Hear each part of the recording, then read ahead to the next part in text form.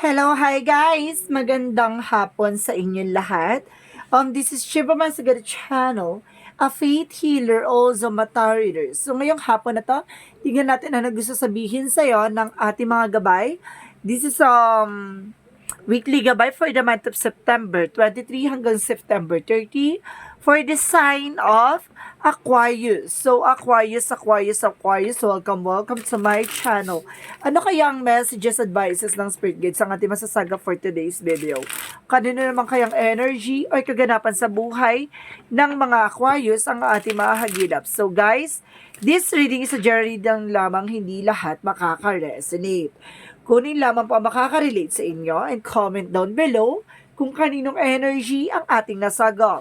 And of course, don't forget to like and subscribe my channel and hit the notification bell for more videos updates. Sa mga hindi pa po nakakapag-subscribe sa aking channel, please click nyo na po ang subscribe button dyan sa baba for all bell para updated kayo sa mga videos na i-upload natin every time in every moment. So guys, kumapit-kapit ka dahil ito na mensahe sa iyo ng ating mga gabay for the sign of Aquarius.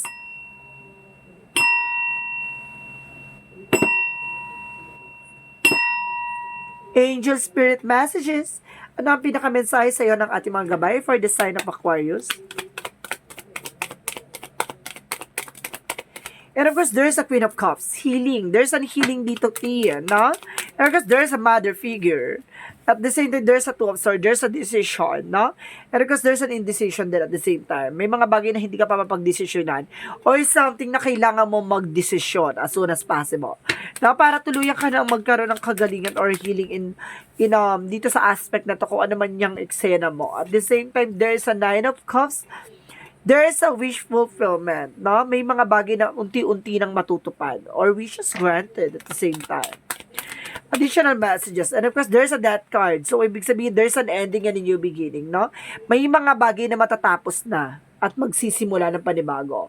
And of course, there's a transformation, diba? So, additional messages. And of course, there's a Two of Coin. There's a balance, no? Kailangan mo maging balance dito. Maging balanse sa kung ano man yung pinagdidesisyonan mo.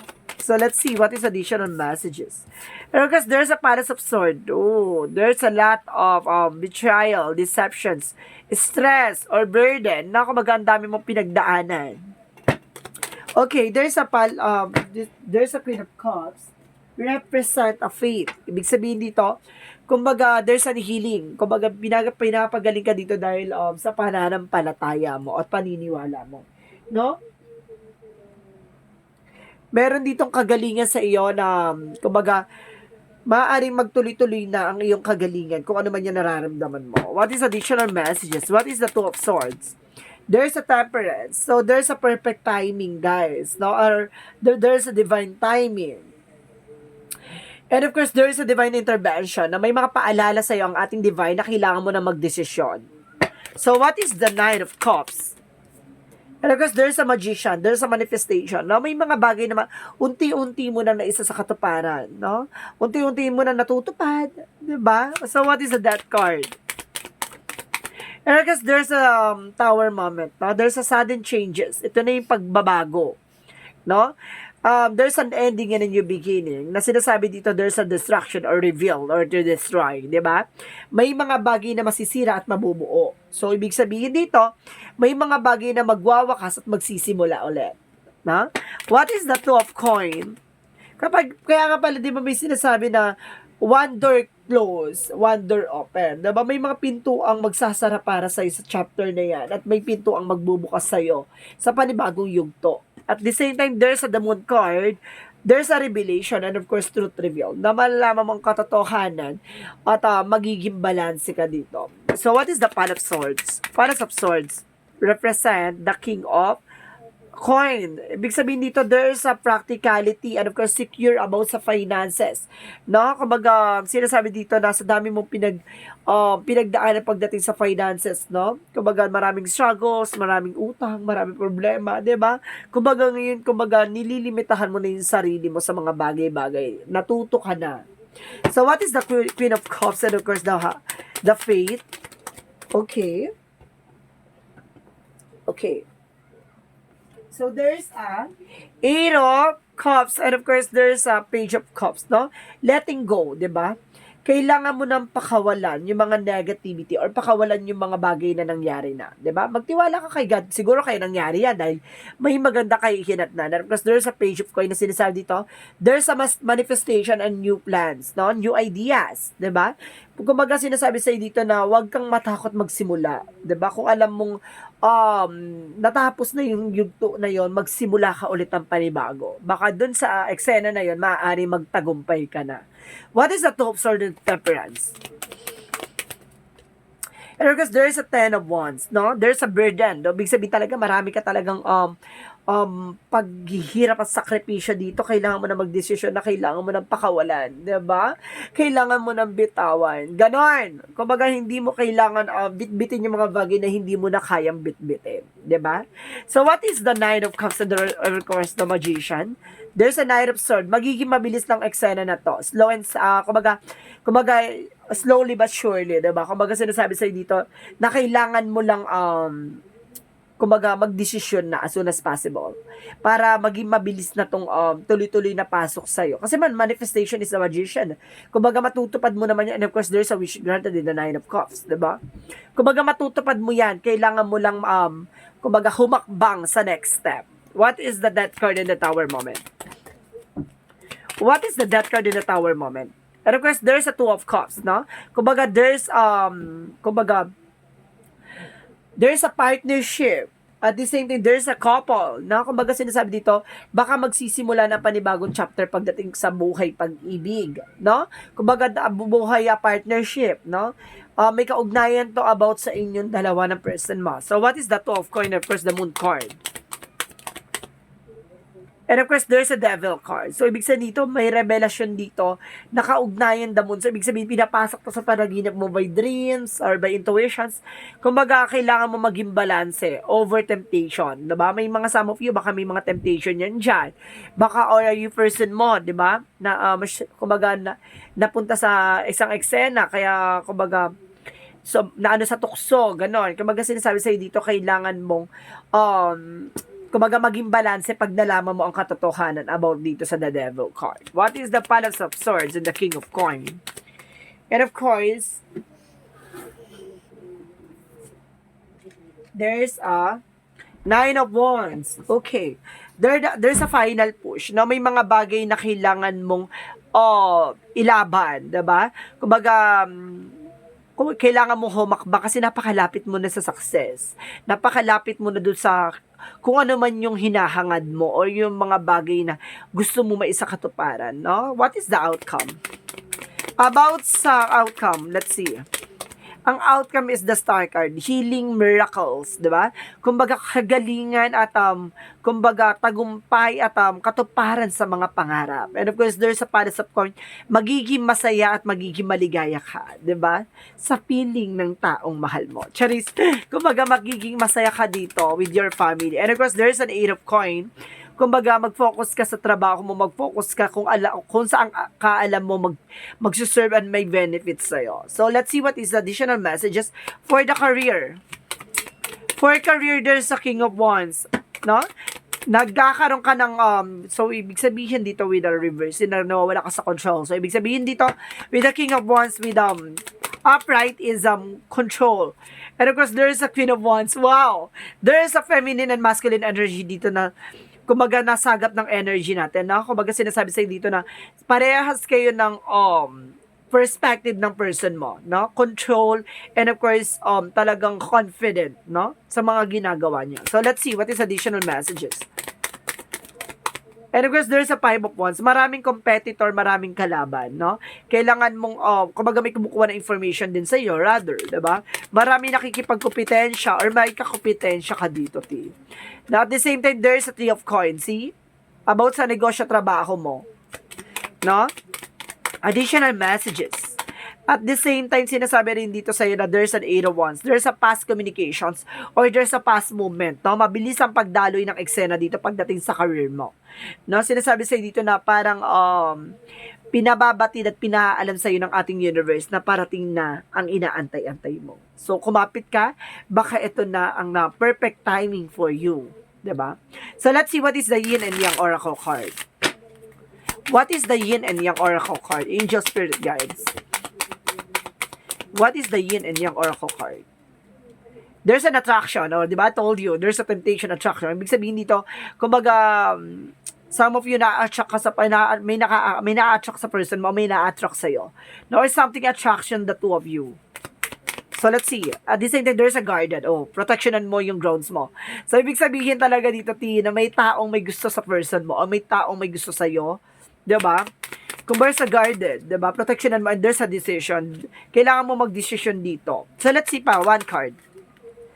And of course, there's a storm, di ba? Unexpected. Susubukin kayong buwagin at susubukin kayong sirain. So, tingnan nyo dito ha, kailangan mo maging maingat, kailangan mo maging protectionan mo yung mga bagay na kung ano man na meron ka. No? Let's see what is additional messages for the Love Oracle card. And of course, there's a camera. Learn from the past. Matuto ka na, no? About sa nakaraan. And of course, there's a love call. No, may mga matatanggap kang tawag or messages, no? At the same time, there's a soulmate, no? Soulmate kayong dalawa ng partner mo. And of course, there's a partnership talaga. So, let's see what is additional messages. Let's see what is additional messages. And of course, it is a dead, death card. Ending and a new beginning, diba? Transformation and of course the health, no? Kumaga sinasabi sa inyo dito, kailangan yung subaybayan at tignan yung inyong mga karamdaman o kung ano man yung health nyo, issues, no? Kumbaga kami mga nararamdaman kayo, magpa-check up, magpatingin kung saan man yan appropriate, spiritual man yan o medications. Because there's an empathy, open for seeing both side of situation. Dapat kailangan tignan nyo yung parehas na sides, no? Mamaya may gumagawa pala sa inyo kaya may nararamdaman ka. Diba? There's a devil energy, hindi natin kinuklose yung chapter na may gumagawa sa'yo. Or sinasabi dito, kailangan mo magpagamot by medical. Diba? Ganon. There's a two sides na kailangan yung titingnan. And of course, let's see what is additional messages. What is additional messages? There's a time to decide. No, hindi sinasabi dito, diba? Kailangan mo na magdesisyon. And of course, you're on the right path. No? Nasa tamang direction ka naman. Pero kailangan mo na magdesisyon. What is the Monsology? What is the Monsology? Okay, the end of the cycle approaches, no? Parang tinatapos na yung mga bagay na alam mong hindi magsiserve sa'yo, diba? At the same time, emotional running high. Magiging emotion ka dito, T, diba? May something heart-to-heart talk. So, let's see what is additional messages. Okay, there's an orange change, no? May pagbabagong mangyayari dito. And of course, there's a stairs, the perfect timing, directions, no? May eksena dito na sinasabi sa'yo dito na mag-antay ka ng perfect timing for you. And of course, there's an grounding, shielding, no? Protectionan mo yung grounds mo at protectionan mo yung ginagawa mo, diba? O kung ano man ang meron ka, diba? Protectionan mo, pangalagaan mo.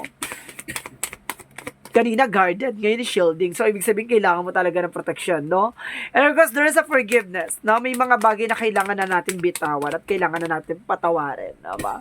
And of course, there's a gossip, no? Some of you talaga pinagchichismisan ka talaga dito. Or baka pinag-uusapan ka behind your back, diba? So, let's see what is the additional messages for this energy. Ang daming ganap. So, let's see what is additional messages. Para sinasabi dito na, akin lang ang asawa ko. Ganon. Okay, ganong atake dito, tiha. And I guess there's a broken heart, no? Some of you baka, di ba? May broken heart dito na ng, and of course, there's an action. Baka kaya siguro magdidesisyon ka kasi nalaman mong niloko ka ng person mo, no? Kaya may broken heart dito na action.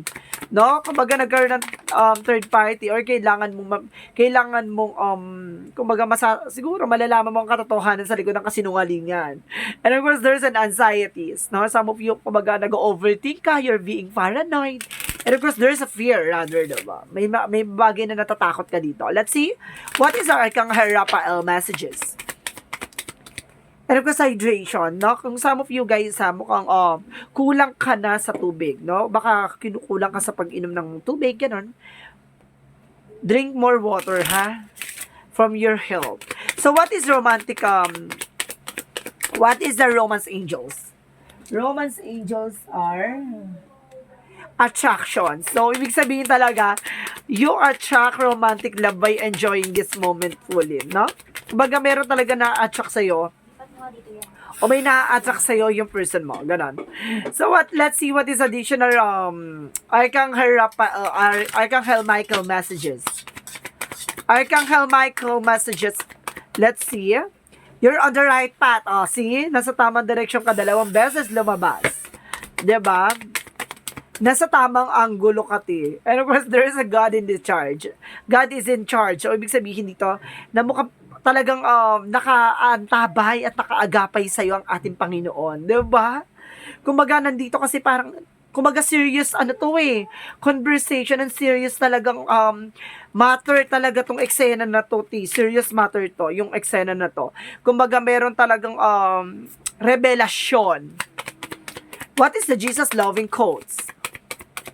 Kaya pala magdidesisyon kapag nalaman mo, ile-let go mo ba? 'Di ba? Yan ang sinasabi dito, watch and pray that you enter not into temptation. Ibig sabihin dito, it's some of you, baka ikaw yung nagkaroon ng third party or something yung person mo naging third party. So, ibig sabihin dito, tignan mo at ipagdasal mo na hindi ka mailagay sa tukso. Rather, yung person mo. So, let's see what is the angel's number.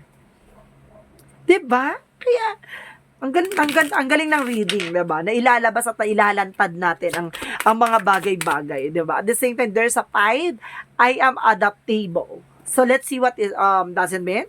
Flexibility is your forte. When life throws you a curveball, you can easily adapt to new circumstances and find excitement in the unexpected change. Be brave and bold in your endeavor. So see, kailangan mo maging matapang at humarap sa mga bagay-bagay na nangyayari sa iyo sa kasalukuyan. 'Di ba? Kung may mga malalalim at talagang may pinanguhugutan ang nangyayari sa'yo, 'di ba? Kailangan mong mag-take ng action at magdesisyon. Kung kakapit ka pa ba o bibitaw ka na. So, let's see what is the messages of life. Never alone. And of course, sinasabi dito, my bond with God and angels is a flame that illuminates my heart regardless of the darkness around me. This bond is the foundation of my inner strength. It allows me to go on, having faith that all things will fall into divine order for my greatest benefit. I ask the universe for guidance, knowing I will always receive it help and protections. Today, the sun will arise and shine for me. I am never alone. See? Alam mo sa sarili mong hindi ka nag-iisa.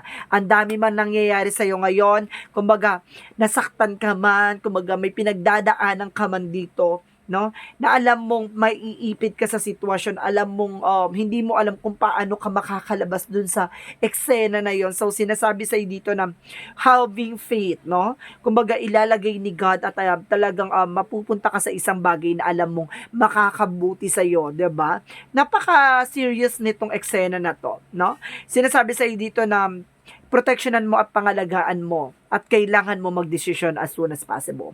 Revelasyon at kaugnayan dito ang sarili at yung hinaharap na kasalukuyan. No? So let's see guys, what is the weekly gabay? Maraming salamat po, weekly gabay for the month of September 23 hanggang September 30 for the sign of Aquarius. This reading sa general reading lamang, hindi lahat makaka-resonate.